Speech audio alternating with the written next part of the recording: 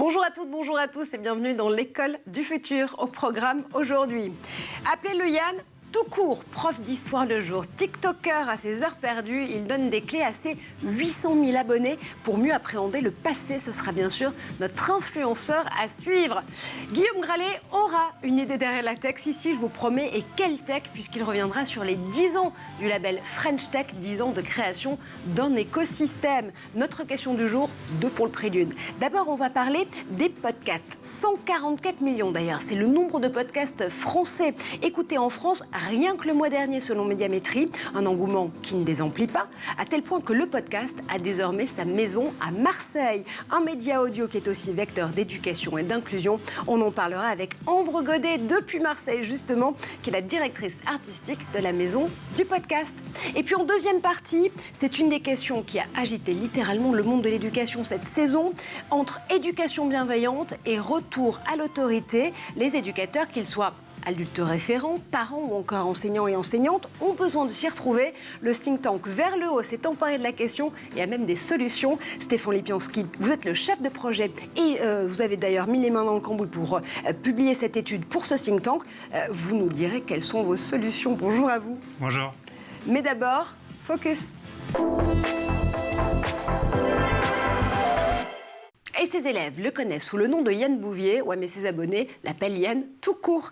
800 000 abonnés d'ailleurs, tiens, sur tous les réseaux sociaux, des vidéos, des anecdotes. Il nous promet un retour vers le futur pour mieux comprendre l'histoire. Moi, je vous promets que son portrait, il sera vachement mieux tout de suite avec Xavier Terrade. À l'époque de l'Empire de Couche, il y avait l'électricité. Non. Heureusement qu'on peut compter sur Yann Bouvier pour rétablir certaines vérités.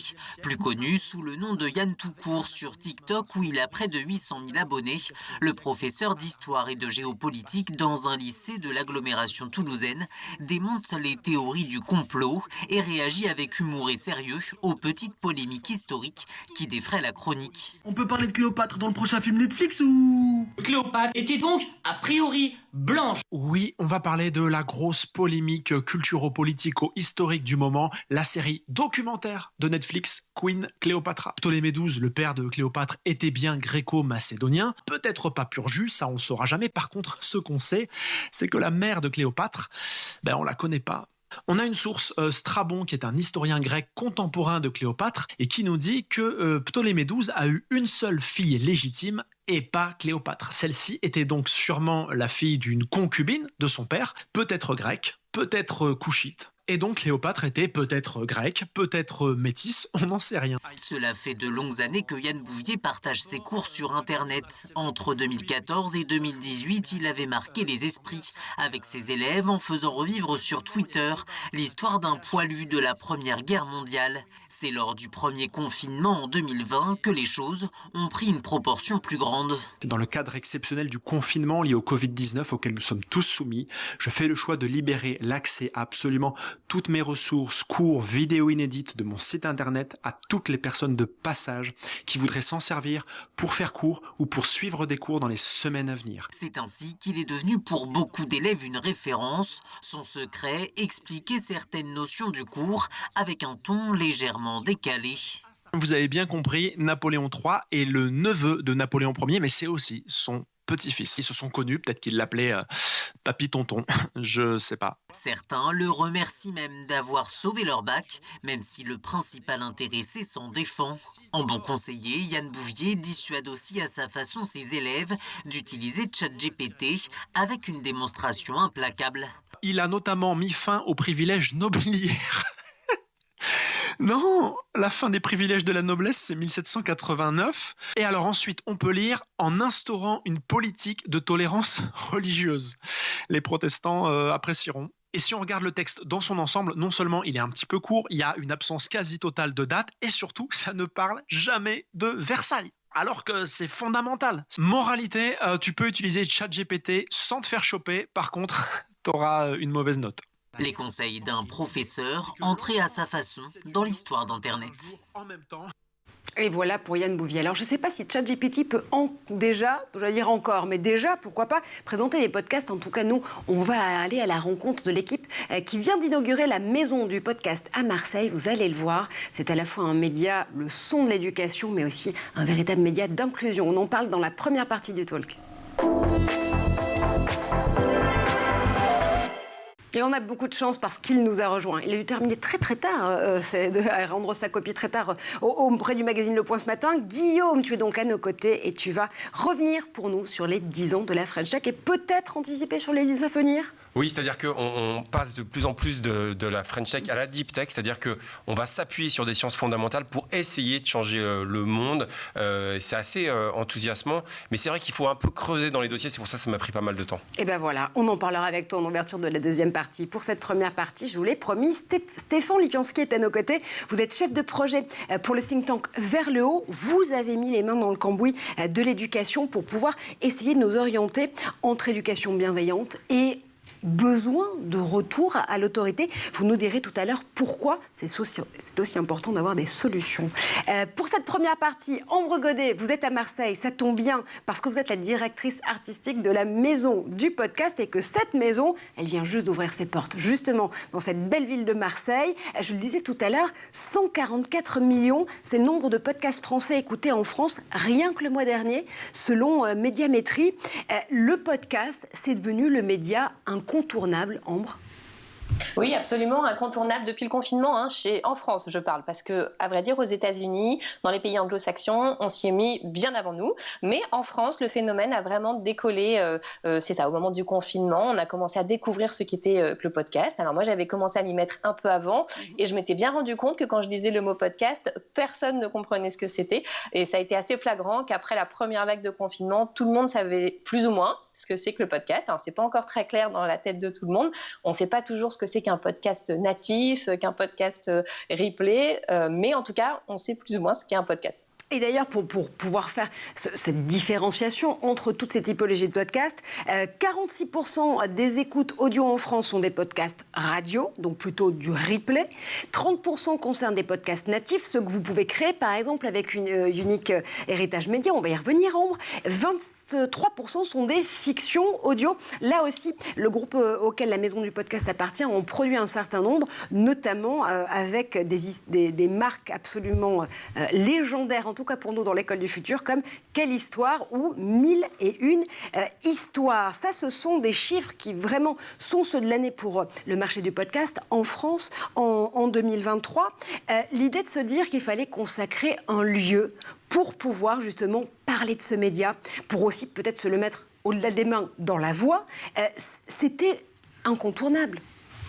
Oui, moi vraiment je pense, c'est ce que je me suis dit. Moi je viens du monde de la radio et c'est vrai qu'il y a toujours quelque chose quand on visite un studio radio, on a envie de se mettre derrière un micro, de s'emparer du casque, enfin voilà, c'est des sensations vraiment uniques. Et j'ai pensé que non seulement on devait produire du podcast, c'est ce qu'on fait déjà, mais qu'on avait envie d'ouvrir l'expérience. On a envie d'ouvrir l'expérience, de la faire partager à la jeunesse d'abord, on a envie d'ouvrir aux écoles en premier, pour les faire passer devant un micro, pour leur mettre un casque sur les oreilles et pour les faire parler en fait, pour les faire, pourquoi pas fabriquer des podcasts. C'était l'idée de cette maison du podcast. On trouve un lieu pour installer nos studios, mais surtout pour s'ouvrir au public. C'est un lieu d'abord pionnier, parce qu'il n'y a pas d'autres maisons du podcast ailleurs en France, innovant, un centre culturel aussi pour la ville de Marseille. L'idée, c'est de se dire que c'est aussi la maison des enfants et des ados qui ont envie de venir participer à la co-création de ces émissions-là.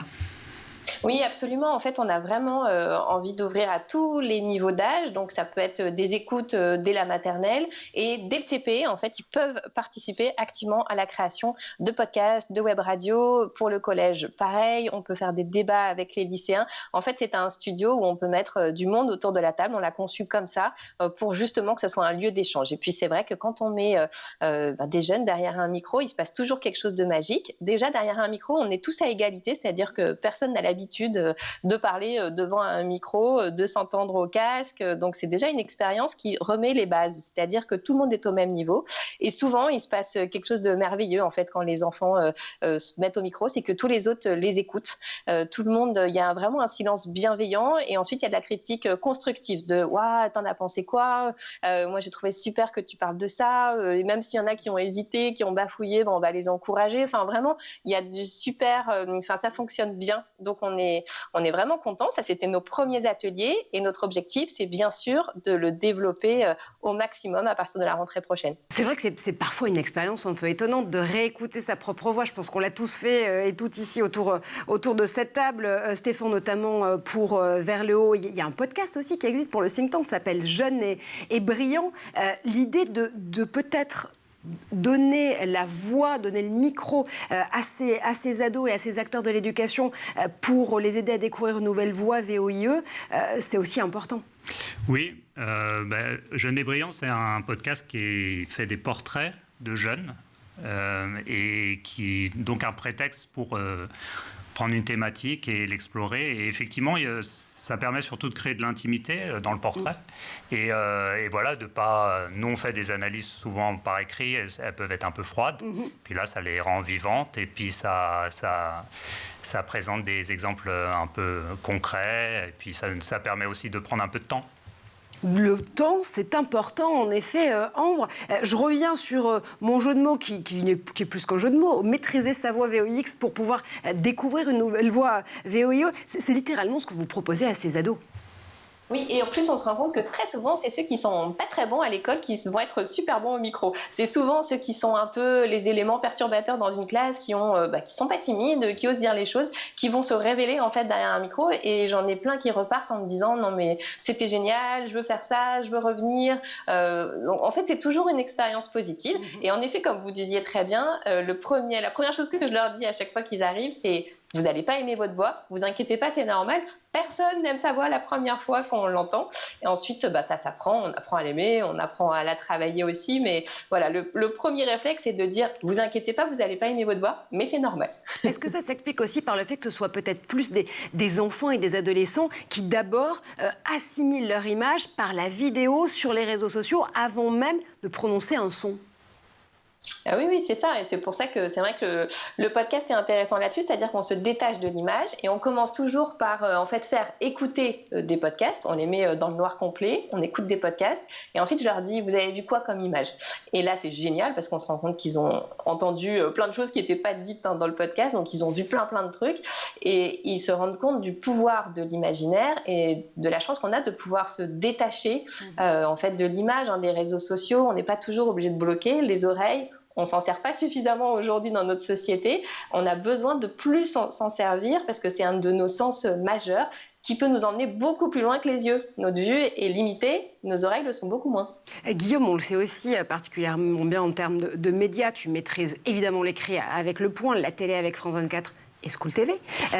L'audio aussi, parce qu'on est amené à participer très souvent ensemble à d'autres émissions de radio ou des podcasts tout court. Là aussi, même quand on est journaliste, on sait qu'il y a un super pouvoir différent en fonction du sens qu'on va mettre en ébullition pour ses auditeurs, téléspectateurs ou lecteurs. Oui, bien sûr. Et puis effectivement, ce qui est très fort avec le podcast, c'est que quelque part, c'est un peu le temps long. C'est-à-dire qu'on va prendre le temps d'abord de faire passer des émotions et puis surtout d'avoir le temps d'expliquer. C'est-à-dire que pendant une durée qui peut être de 20 à 40 minutes, eh bien, il y aura pas de notification, en tout cas c'est ce qu'on espère, pas de publicité, et ça c'est un véritable luxe.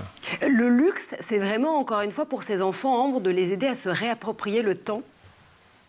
Oui aussi, ouais, absolument. On prend le temps, on est là pour découvrir. Alors la durée des podcasts aussi varie énormément en fonction de l'âge. C'est vrai que quand on a des enfants petits, nous on préconise pas des podcasts au-delà de 5-7 minutes parce que quand ils ont 3-4 ans, il faut quand même garder l'attention. Mais en fait, plus on grandit, plus on peut augmenter la tranche. Nous pour les ados, on préconise pas non plus 1 heure, 15-20 minutes, c'est bien pour garder leur attention tout le long. En fait, on préfère faire plein d'épisodes qui font 15-20 minutes qu'un gros épisode qui fait 1 heure, quoi. Et les épisodes, justement, que vous avez proposés précédemment avec Unique Héritage Média, c'est Moi, ado président ou encore Le Monde des ados, le podcast des séries toutes cumulées, plus de 22 millions d'écoutes. C'est absolument impressionnant. Qu'est-ce que ces ados vous ont appris dans ce podcast ? Alors ça, c'était une expérience fantastique, vraiment géniale de les mettre autour de la table, et on a parlé de tous les sujets de société qui les touchent. Donc à chaque fois, on faisait intervenir un expert pour avoir aussi un regard de quelqu'un d'expert. Ça pouvait être par exemple mes parents divorcent, par exemple je suis nulle en cours, je suis trop stressée, j'ai une phobie scolaire. Ça peut porter sur la sexualité. Enfin, on a vraiment essayé de balayer tous les sujets qui touchent les ados aujourd'hui. Et ce qui est fantastique, c'est la façon dont ils se livrent avec facilité en fait derrière le micro. Et justement, c'est ce truc de il n'y a pas d'image. En fait, on peut parler librement, on peut dire profondément ce qu'on pense, qu'on ressent. On n'est pas dans le contrôle de son image, de devoir faire des pauses, de devoir dire des choses forcément que tout le monde va apprécier. On est vraiment dans la livraison brute. Et je me suis retrouvée dans des émissions, moi, qui m'ont bouleversée, vraiment, où à la fin, je me disais, c'est incroyable ce que ces ados nous ont donné comme cadeau de vraiment nous dire ce qu'ils ressentaient profondément.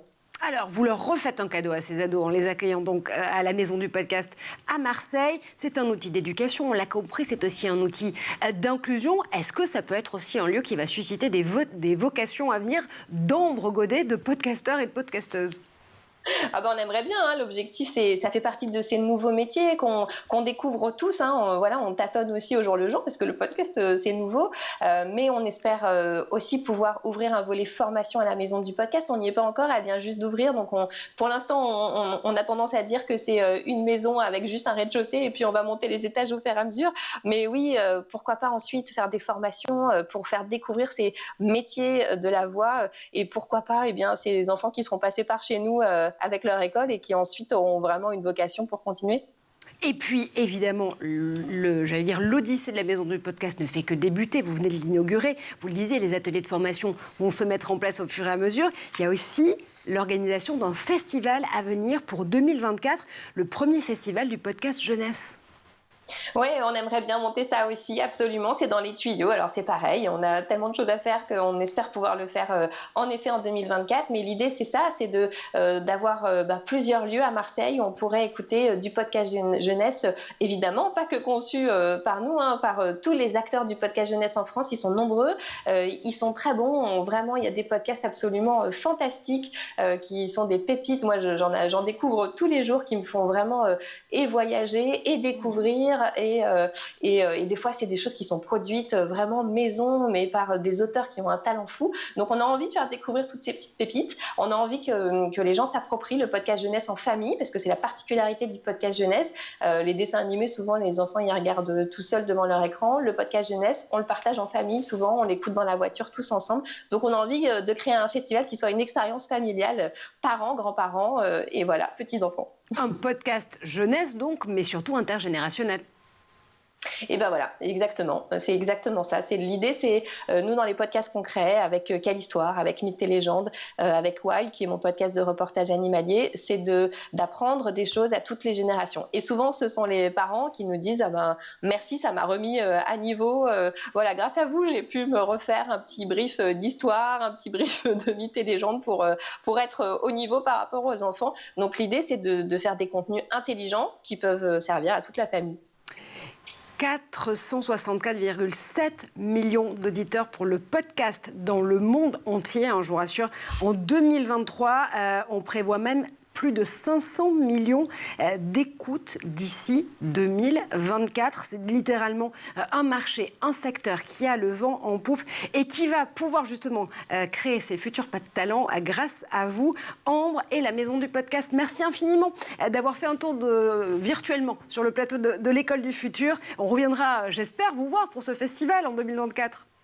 Avec grand plaisir et merci à vous pour l'invitation.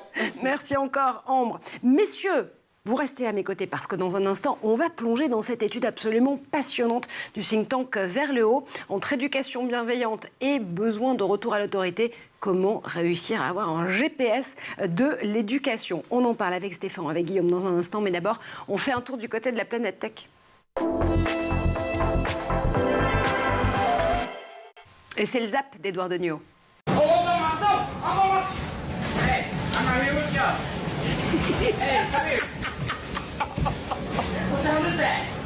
Hey,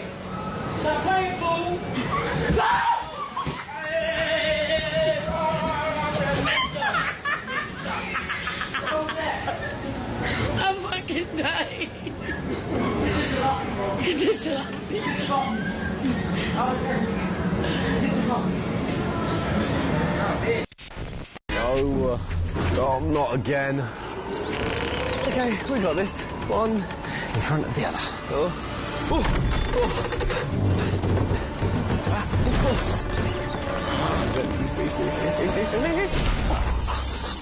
Oh. Yeah, one more. And... Oh. Oh. Yes. Okay, we just...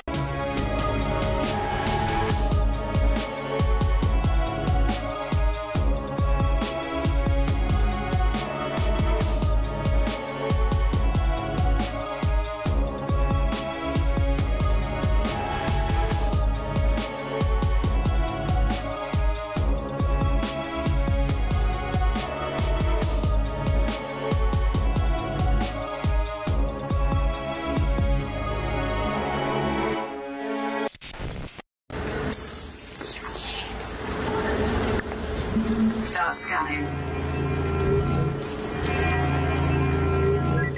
Scan complete. Oil level low. Et nous sommes de retour sur le plateau de l'École du Futur, toujours en compagnie de Stéphane Lipionski pour Vers le haut, toujours en compagnie de Guillaume Gralet. Et ça tombe très bien parce que Guillaume a une idée derrière la tech. Et Guillaume, avec toi aujourd'hui, on aurait presque dû souffler une bougie en plateau parce qu'on va célébrer les 10 ans dans la belle French Tech. 10 ans aussi de constitution d'un écosystème, d'une certaine Startup Nation, même si aujourd'hui le terme est peut-être un peu galvaudé. Et puis surtout, il va falloir se préparer aux 10 ans à venir. Oui, c'est ça. Et on observe, lorsqu'on a célébré, notamment dans l'entourage de Jean-Noël Barrot, le ministre du Numérique, à la fois une satisfaction, c'est-à-dire qu'on a popularisé ces startups de la French Tech, bien sûr en France, on a rendu fiers tous ces créateurs, mais également à l'étranger. Il y a eu tout un souci d'image. Mais surtout, on veut aller plus loin et on veut s'appuyer sur ce qu'on appelle les deep tech, c'est-à-dire s'appuyer sur des sciences fondamentales pour véritablement changer le monde. Ça peut prendre parfois un peu de temps, dans les 5, 10 à 20 ans. Et pour cela, eh bien, à la fois la volonté du ministre du Numérique, mais également du président de la République, c'est de faire travailler des organismes ensemble. La BPI, toutes les personnes de stratégie 2030, mais également la mission French Tech, pour asseoir des startups qui, par exemple, comme Pascal dans le quantique ou encore Dust dans l'intelligence artificielle, veulent changer le monde, imprimer la marche des inventeurs français dans le monde entier. Pascal avec un Q comme Quantique et comme School TV, bien évidemment, vous l'aurez compris. L'idée, c'est peut-être d'arrêter la course aux subventions, finalement, de l'écosystème tech français et de permettre à ces startups d'être rachetées, oui, mais par des grands groupes français et européens. Oui, c'est ça, d'être rachetés par des grands groupes, mais surtout d'avoir des commandes, parce qu'il y a une initiative, enfin, il y a une statistique, pardon, que l'on doit à la CCI qui inquiète un peu, parce qu'on observe que seulement 6% des grandes entreprises commandent auprès de ce qu'on appelle des startups ou encore des petites entreprises. L'idée, c'est de doubler à travers un programme qui s'appelle Je choisis la French Tech, qui est initié par le gouvernement, qui sera doté d'un médiateur, mais qui veut encourager notamment les grands groupes. Beaucoup ont signé cet appel à prendre des risques, parce qu'il faut souvent prendre des risques avant de commander auprès d'une startup. Et on se souvient ensemble ici sur ce plateau que c'était notamment une des demandes, revendications dans le programme présidentiel de France Digital qui appuyait pour que justement les institutions fassent plus de commandes publiques auprès des startups et des pépites françaises. Et je souligne que l'ambassadeur numéro 1 de Je choisis la French Tech est bien sûr Maurice Lévy. Exactement, donc dont on a beaucoup parlé avec Vivatech récemment. Tout à fait. Alors, tu nous dis que c'est important d'appuyer aujourd'hui sur la deep tech, que c'est un des angles, une nouvelle pierre angulaire pour la French Tech et pour pouvoir pousser cet écosystème.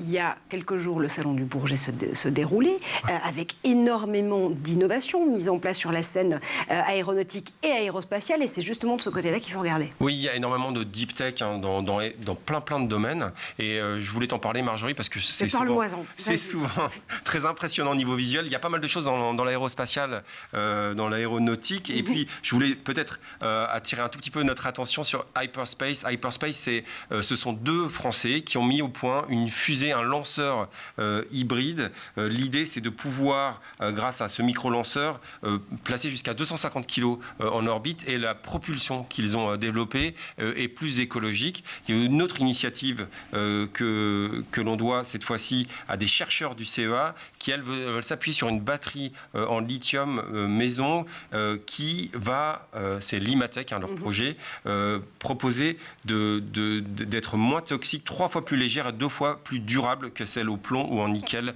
cadmium qui sont utilisées jusqu'ici. Ce qui est extrêmement important, parce qu'aussi l'idée d'accès sur les deep tech, c'est aussi de croiser, alors il faut qu'il y ait tech toujours à la fin, je crois qu'on est d'accord, mais c'est aussi de croiser toutes ces technologies qui vont nous permettre d'apporter des solutions à la crise climatique avec les technologies qui vont servir l'industrie. Donc quand on va par exemple sur cette start-up qui va essayer d'améliorer justement le recours au lithium pour le rendre moins gourmand en énergie et surtout moins polluant, c'est absolument fondamental. Tu as noté aussi de très belles initiatives du côté de la santé. Oui, il y a notamment des échographes bien plus performants, ultra compacts. J'ai notamment bien aimé un Resolve Stroke, les créateurs, notamment Vincent Ingo. Vincent Ingo, c'est un ancien du CNRS. C'est ça qui est très intéressant dans toutes ces initiatives. On en a répertorié pas moins d'une centaine. C'est souvent, on va venir du CEA, du CNRS, de l'INSERM. On va travailler en ayant accès à des financements, parce que c'est souvent là où le bas blesse en France, pour lancer des produits. Resolve Stroke, donc à venir, à regarder. Il y a aussi l'initiative que l'on doit à Olaf Mercier, celle de créer un poumon artificiel, parce que les personnes qui ont des problèmes de poumon doivent souvent attendre plusieurs mois avant d'avoir une greffe. Et là, l'idée, c'est en s'appuyant cette fois-ci sur le CNRS, le CEA et puis l'hôpital Marie-Lannelongue, où Olaf Mercier est chirurgien thoracique, c'est de mettre au point ce nouveau poumon. Il y a également des initiatives très intéressantes chez Charlotte de Villemorin, qui, elle, est handicapée et qui a créé un site où toutes les personnes handicapées, une plateforme collaborative, une communauté de 25 000 personnes qui va permettre à toutes les personnes d'avoir accès aux fauteuils dont elles ont besoin. Et ça s'appelle Willy's, comme justement ces talents qui sont sur roue. Autre défi, il rejoint évidemment la crise climatique, c'est celui de nourrir 9 milliards d'hommes. Comment est-ce que ces start-up françaises préparent la nourriture de demain ? Oui, c'est ça, c'est-à-dire bien se nourrir et puis surtout éviter les gâchis, mieux utiliser les aliments. Il y a une initiative très intéressante que l'on doit à Yacine Kabesh, qui était lui à AgroParisTech à l'ENS Paris-Saclay, et qui avec Circulec veut réutiliser, on n'en parle pas assez souvent, les coquilles d'œufs qui souvent partent à la poubelle, pour en faire des engrais qui peuvent même également servir d'aliments pour les animaux. Une autre initiative un peu plus amusante, c'est un matelas pour vaches, littéralement. Et pourquoi pas ? On doit à un éleveur, cette fois-ci de Loire-Atlantique, Alain Bioré. En fait, il explique que le confort des vaches est extrêmement... On n'en parle pas assez. On n'en parle pas assez, Marjorie. Le bien-être animal. Exactement. Et c'est-à-dire qu'il y a un double avantage. C'est-à-dire qu'on pense que la vache qui dort bien va mieux produire, et puis surtout, il a cette idée de vouloir utiliser la chaleur transmise par la vache sur son matelas pour chauffer des foyers. Ça peut paraître totalement anecdotique, un peu fou, mais bon, on sait qu'il y a d'autres initiatives de récupération de chaleur, cette fois-ci des data centers, qui elles aussi sont très prometteuses. Et on aime cette folie justement des startups deep tech françaises et européennes quand elles peuvent produire ces innovations absolument incroyables. Dis-moi, la liste évidemment est absolument époustouflante. Il y a quand même juste un petit bémol, je ne vois pas de DeadTech. Il y a des EdTech aussi dans ce palmarès qu'a sorti Le Point. On a beaucoup travaillé pour le Point. Il y en a une dizaine. Là, j'ai dû faire une sélection parce que je ne voulais pas t'assommer. Mais effectivement, il y en a beaucoup. Et puis, je sais que tu as à cœur, Marjorie, ici, d'en parler tout le temps. Et moi, j'ai découvert énormément d'EdTech grâce à toi. Stéphane, justement, c'est important. Je rappelle que vous êtes notamment chargé de projet pour ce think tank qui s'appelle Vers le haut, qui est le premier think tank du genre à vraiment prendre à bras le corps les questions d'éducation au-delà des lignes partisanes. C'est important pour vous aussi de voir comment la technologie, comment ces ZTech, ces startups des technologies de l'éducation peuvent apporter des solutions. Oui, c'est important, mais après, ce sont des outils. Donc, effectivement, nous, chez Verlo, on est sensible aussi beaucoup, on en parlera, mais je pense à l'aspect humain. Et donc, ce sont des outils, donc ça nous intéresse. Mais nous, ce qui nous intéresse surtout, et on va s'y pencher bientôt, c'est de savoir concrètement qu'est-ce que ça apporte aux éducateurs et qu'ils nous donnent un peu leur retour. Après, il y a un autre aspect, c'est que finalement, les technologies, ça intéresse beaucoup les jeunes. Et c'est quelque chose qu'on doit prendre en compte, c'est-à-dire finalement ils les utilisent, ça occupe une grande place dans leur vie. Comment est-ce qu'on le prend en considération, comment on leur fait parler de leur intérêt et comment on introduit ça dans la relation éducative. Je pense que c'est ces aspects-là qui peuvent nous intéresser chez Verlo. Bon, on verra si un prochain épisode de votre podcast Jeune et Brillant consacré aux ZTech et aux relations entre justement ces enfants et ces écrans. On va remettre, vous avez bien raison, de l'humain dans la tech tout de suite avec votre étude éducation bienveillante versus retour à la discipline. Faut-il forcément les opposer? On en parle dans la deuxième partie du talk. Et je vous rappelle que pour parler justement et plonger dans les coulisses de cette étude, Stéphane Lipiansky est à nos côtés. C'est vous qui avez littéralement mis les mains dans le cambouis de cette question qui a agité toute la communauté éducative tout au long de cette année scolaire. Le sens de l'autorité. Comment soutenir la relation éducative? L'idée, c'est de se dire qu'on a ces appels à l'éducation bienveillante, encore faut-il savoir la définir, d'autres appels au retour de l'autorité dans les salles de classe, mais pas que. D'abord, est-ce qu'on a forcément besoin d'opposer les deux? Nous, on a essayé d'aller au-delà finalement de cette opposition parce que ça, c'est des injonctions finalement. C'est des mots et puis mais concrètement, dans l'activité concrète des éducateurs, que ce soit les parents, que ce soit les enseignants, que ce soit les éducateurs du périscolaire ou en protection de l'enfance, en fait, on se rend compte que bien sûr, on a besoin de bienveillance et on essaye de l'avoir, mais qu'est-ce que ça veut dire concrètement? C'est-à-dire quand on a 30 enfants, comment on est bienveillant avec 30 enfants différents? On a besoin d'autorité quand même, et c'était un peu le but de l'étude, c'était de faire de l'autorité. Ceux qui parlent d'éducation bienveillante peuvent parfois avoir tendance à penser que l'autorité, c'est un gros pot. Donc, réhabiliter finalement le sens de l'autorité, c'est-à-dire pourquoi finalement on a besoin d'autorité dans la relation éducative. Et pour autant, ne pas avoir une vision figée de l'autorité, c'est-à-dire ne pas se dire retour à la discipline ou retour à l'autorité, ça voudrait dire qu'il y a eu un modèle qui a fait ses preuves et qu'on aurait abandonné. Bon, je pense que ça, c'est pas la bonne vision des choses. Et donc, ce qu'on a essayé de construire dans cette étude, c'est effectivement, est-ce qu'on a besoin d'une autorité, mais est-ce qu'on a besoin d'une nouvelle autorité? Et qu'est-ce que concrètement il y a derrière cette nouvelle autorité? C'est pour ça qu'on est allé demander aux éducateurs leur point de vue et leurs pratiques, leurs initiatives. Oui, absolument, parce qu'au-delà des constats, vous êtes littéralement allé enquêter auprès de ceux et celles qui ont des solutions à apporter. Je voulais d'abord qu'on revienne aussi sur cette question avec Guillaume, parce que c'est vrai qu'on a vu, notamment dans certains titres de presse, je ne citerai pas lesquels, ce débat s'enflammer entre, je caricature à dessein, une bienveillance qui serait un peu bisounoursienne et puis un retour à l'autorité qui s'imposerait un peu comme une chape de plomb sur l'éducation. Oui, c'est sûr, c'est difficile toujours de trouver l'équilibre. Effectivement, il faut se méfier des clichés, des stéréotypes, parce que la situation est souvent... La solution, si elle existe, est souvent plus complexe. Elle nécessite des dosages et puis surtout des expérimentations, comme vous le dites très bien. Vous avez démarré cette enquête, Stéphane, avec le think tank au mois d'octobre 2022. Ça vous a littéralement monopolisé toute l'année scolaire, si je comprends bien. Vous avez réussi d'ailleurs à faire fi des unes de magazines ou des débats qu'on pouvait lire ou entendre dans certains médias pour rester justement fidèle sur votre cap et puis surtout essayer d'être le plus factuel possible. Oui, on a réussi. En fait, on n'a pas escamoté l'actualité. On l'accepte avec grand plaisir. Et effectivement, comme vous dites, on a essayé de garder le cap. C'est-à-dire, nous, d'aller au-delà des clivages, au-delà des lieux communs, d'aller écouter effectivement sur le terrain. Alors, on l'a quand même traité parce qu'on a cette flexibilité qui est qu'on a des publications très longues et très fouillées, mais on a aussi la possibilité, on a un site internet qui nous permet de réagir, donc on a publié. Mais on cherche toujours Enfin, notre but ici, par exemple, c'est pas de trancher, effectivement, entre Caroline Goldman et les tenants de l'éducation bienveillante. Ça ne nous intéresse pas, et puis on n'est pas experts. Eux sont des experts, nous, on n'est pas des experts de la psychologie de l'enfant, etc.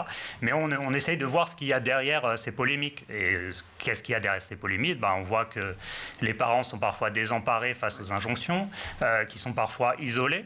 Ils sont parfois seuls, c'est-à-dire finalement quand on va voir les articles de presse sur ces polémiques, on entend un peu de cacophonie.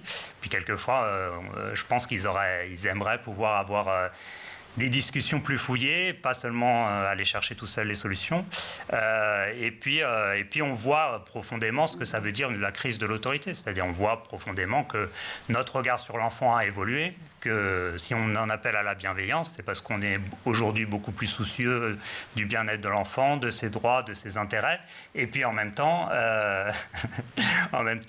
ça suffit pas. C'est-à-dire que dans la vie quotidienne et dans le quotidien des éducateurs, en fait, ça doit se traduire dans des pratiques éducatives. Et ces pratiques, elles sont à construire perpétuellement. Et donc, il y en a plein qui le font. Mais c'est plutôt ça qu'on a eu envie d'aller voir. Parce que quand vous parlez d'éducateurs, évidemment, c'est au pluriel et dans toute leur complémentarité. Ce sont à la fois les enseignants, les enseignantes, bien sûr, mais aussi les parents, les adultes référents. Donc, ça va être aussi pour les enfants des figures d'autorité qui vont se succéder tout au long de leur journée. D'abord, est-ce que l'autorité, ça répond vraiment aux besoins de l'enfant? Oui, parce que en fait, l'autorité, étymologiquement, ça veut dire faire grandir. Donc, effectivement, ça répond aux besoins de l'enfant, puisque l'enfant a besoin de grandir. Sinon, on resterait tous des enfants.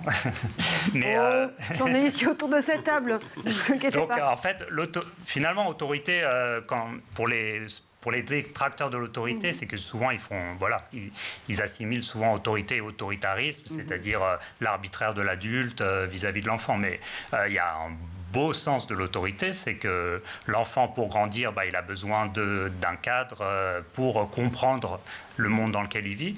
Puis il a besoin d'être accompagné dans l'exploration du monde. Qu'on lui dise ne va pas toucher un plat brûlant quand il est tout petit, ou qu'on lui dise apprends à lire parce que pour l'instant tu sais pas très bien ce que ça va t'apporter, mais dans le futur tu le verras. Il a besoin d'être accompagné. Donc la figure d'autorité, c'est celui qui accompagne l'enfant dans son parcours vers l'autonomie. Ça veut dire que cette autorité, donc ces règles qui découlent de ce cadre d'autorité, pas d'autoritarisme, comme vous le dites très bien, ça va être en quelque sorte les tuteurs qui vont permettre à cet enfant de pouvoir gravir au fur et à mesure sa quête d'autonomie. Il y a aussi cette idée très forte dans votre étude de se dire qu'il y a une cohérence du cadre qui va forger sa propre légitimité et qu'il faut qu'il soit partagé. Il faut qu'il soit aussi bien compris par les enfants que par les éducateurs, justement. Oui, tout à fait. C'est-à-dire que finalement, ce dont on s'est rendu compte, c'est que en tant qu'éducateur, souvent on reproduit des cadres et des schémas de règles qu'on a hérités. Et puis parfois on ne s'interroge pas sur la légitimité ou sur le bien fondé de ces règles. Enfin, moi, quelque chose, c'est peut-être anecdotique, mais quelque chose qui m'a marqué quand j'ai parlé avec les enseignants, c'est que beaucoup m'ont parlé de la règle de demander l'autorisation pour aller aux toilettes. Bon, ça paraît anecdotique, mais en fait... Ça fait partie des règles qu'on estime être celles d'une vie en classe, par exemple. Oui, mais c'est vrai que derrière ces règles qu'on a toujours pratiquées, etc., finalement, on ne se pose pas forcément la question de est-ce que ça profite vraiment à l'enfant et on ne se pose pas la question... Parfois, il y a des cadres qui profitent ni à l'enfant, ni à l'adulte d'ailleurs, parce que parfois, il y a des adultes qui s'enferment dans... par exemple, il y a des enseignants qui se disent qu'ils doivent tout contrôler, tout ce qui se passe dans la classe, qui ne doivent jamais rien laisser passer, etc. Et qui s'enferment en fait dans quelque chose qui les dépasse et où personne n'est heureux, parce que les enfants ont l'impression qu'ils n'ont aucune place. et les adultes, finalement, sont complètement oppressés. Personne ne s'en sort dans ce cadre-là. Donc il y a une vraie légitimité, un vrai besoin de réinterroger le cadre, et ça peut être fait avec les enfants d'ailleurs. Il y a, dans l'étude, on donne des exemples d'enseignants ou d'établissements qui ont mis vraiment les enfants au cœur de l'élaboration des règles en commun pour savoir de quoi ils ont besoin pour être bien dans la classe, de quoi ils ont besoin pour bien travailler. On ne perd pas de vue les objectifs pédagogiques, mais on réintroduit de la participation et du commun. Oui, il y a notamment cette initiative que vous citez dans l'étude, ces élèves qui nous élèvent. D'abord, c'est un très très beau titre. C'est une initiative qui a été lancée dans l'Académie de Montpellier en 2018, où justement on va essayer de promouvoir un certain vie ma vie en fait entre enseignants et élèves, pour que chacun se mette à la place de l'autre et comprenne mieux justement la façon dont il va pouvoir vivre pour les élèves, que les enseignants vivent leur métier, pour les enseignants voir comment parfois leur pratique pédagogique est reçue par les élèves. C'est vraiment tout en une succession de récits qui vont leur permettre, en tout cas, de dessiner aussi de nouvelles règles de vie en micro-société qu'est la classe. Oui, et puis au-delà de ça, en fait, ce qui est intéressant dans cette initiative, c'est que ça met au cœur de la relation éducative la réciprocité. Parce qu'en fait, la vieille vision de la figure d'autorité, c'est une vision très verticale. C'est-à-dire que finalement, on a un émetteur, qui est le professeur, et on a un récepteur passif, qui est l'élève. Et la transmission va dans un seul sens. Or, la réalité de l'éducation, c'est pas ça. En tant que parent, en tant qu'enseignant, en tant qu'éducateur en protection de l'enfance, on sait tous qu'on apprend énormément des élèves, qu'en s'intéressant à eux, on évolue nous-mêmes dans la conception de notre rôle et dans la conception de notre métier. Donc, cette initiative, elle est intéressante parce en fait, elle brise ce tabou-là. C'est-à-dire que, en fait, c'est des enseignants qui racontent tout ce que les élèves leur ont apporté et comment ce que leur disent les élèves change leur vision de leur propre métier et de leur pratique. Et d'ailleurs, cette initiative, elle a donné lieu à des publications et les retours de ces publications sont analysés pour servir ensuite dans la formation des futurs enseignants. Donc, c'est vraiment une réussite. Donc, c'est vraiment productif et réciproque, en effet. Il y a des chiffres que vous soulignez, notamment dans l'étude auxquels vous vous référez, qui sont quand même alarmants, notamment celles des promesses non tenues par l'école. Seulement un tiers des enfants estiment que l'école les aide à avoir confiance en eux. Ce sont des chiffres de l'UNICEF qui datent de 2021, mais qui, on a l'impression, ne se sont pas rangés depuis. Oui. Là, on est typiquement dans le cœur de rechercher vraiment le sens de l'autorité. C'est-à-dire que, effectivement, si on a l'école est une autorité, c'est même une des principales sur l'enfant, et on se rend compte que si l'enfant qui participe, qui joue le jeu de l'école, n'en ressort pas en fait avec sa propre autonomie, ça veut dire une confiance en lui, le sens qu'il a à sa place dans la société, qui va pouvoir se projeter vers son avenir. Effectivement, c'est une promesse non tenue. Alors, c'est un constat. Maintenant, il faut s'interroger sur qu'est-ce qu'il faut changer, etc. Bon, il y a plein de pistes dans l'étude, donc ça tombe bien. Mais en tout cas, effectivement, il y en a plein des promesses non tenues d'autorité. C'est-à-dire chaque fois qu'en fait, l'enfant ne trouve pas sa place, l'enfant ne grandit pas, l'enfant est malheureux dans l'institution éducative, l'autorité n'a pas tenu sa promesse. Guillaume, si on rapporte quand même cette question de trouver le bon curseur entre bienveillance et autorité, et on l'a dit, surtout pas autoritarisme, comment est-ce que la tech peut s'en emparer? Est-ce qu'il y a, dans notamment les EdTech que tu as pu examiner de plus près pour Le Point, des solutions qui peuvent nous être apportées? Alors, il y a une entreprise dont on parle, une initiative que tu connais bien, Marjorie, qui s'appelle Powers. C'est-à-dire qu'on va mélanger de l'éducation avec la découverte de nouvelles langues, de nouveaux concepts mathématiques même.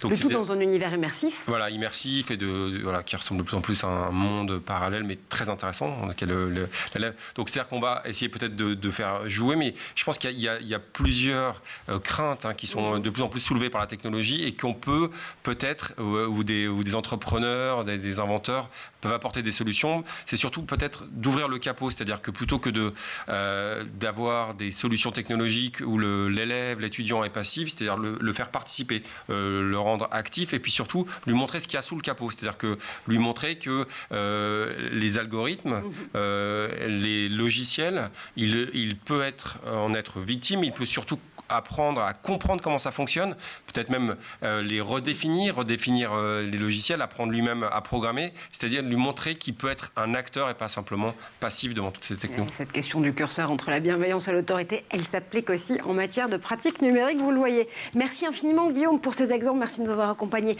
pendant toute cette émission. Merci à vous Stéphane Lipiansky.